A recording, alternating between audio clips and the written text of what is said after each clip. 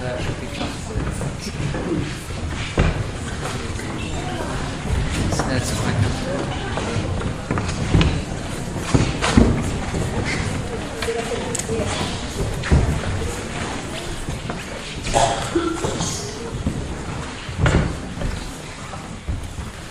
You need a bigger church. You get just some time to grow out of it. Two stories to start you off. The first one I remember my mother telling me when I had been playing in the mud outside and I'd come inside. She said, I want to tell you a story. It's about a person who became so disgusting and so disreputable that he found himself out in the fields of the pigs. And gradually it grew dark, and when it grew dark it grew cold, and as it grew cold he grew cold. He saw a nice warm pig in the pigsty and thought, I'll go and lie down next to the pig. So he went and lay down next to the pig. The pig sniffed him, stood up, walked away and lay down somewhere else. Second story, a friend of mine told me he had become homeless. He deliberately became homeless and he wandered the streets of London for quite a long time. At some point, he had done so because of all sorts of problems with his own life. At some point, he was on the embankment in London, and there he saw, and these are his words, a really disgusting tramp. And this tramp saw him and started moving towards him.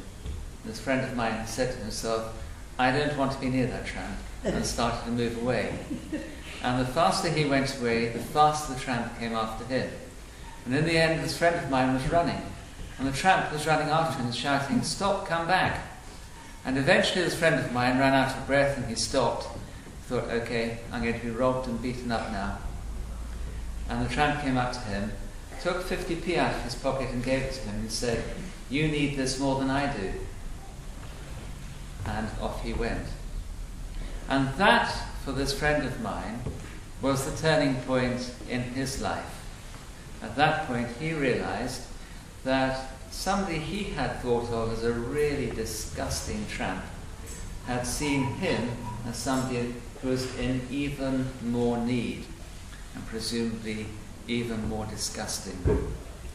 Today, in the parable of the prodigal son, we come across somebody or other who is equally disgusting. We don't know whether or not the pig sniffed him and went to sleep somewhere else, but what we do know is this. This man was so hungry, he would happily have eaten the pods or the carrots or the beans that the pigs were digging up and chewed them himself.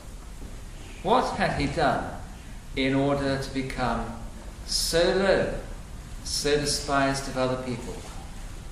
It was quite simple. He had lived the life of a rich man. And one day he looked round his father's riches and he thought, if my father is dead, all these would be mine. So he said to himself, I shall ask my father if he'll pretend to be dead. He wished that his father was dead. And when his father heard him, he gave his son his share of his inheritance, as if he, the father, had actually died. And he said to him, off you go. Go and make of that whatever you wish. And that, unfortunately, according to the church fathers, is what we ourselves have done. In our own lives, we often wish God dead, our own Heavenly Father.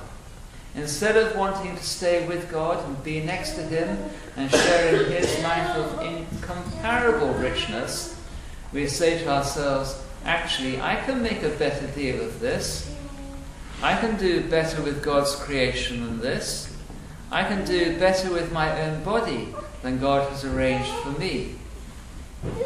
Pretend, God, that you're dead, and I'll take what you've given me.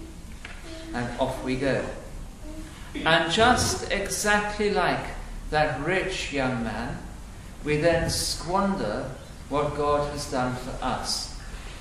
In his case, you'll remember that what he did is he spent it in riotous living.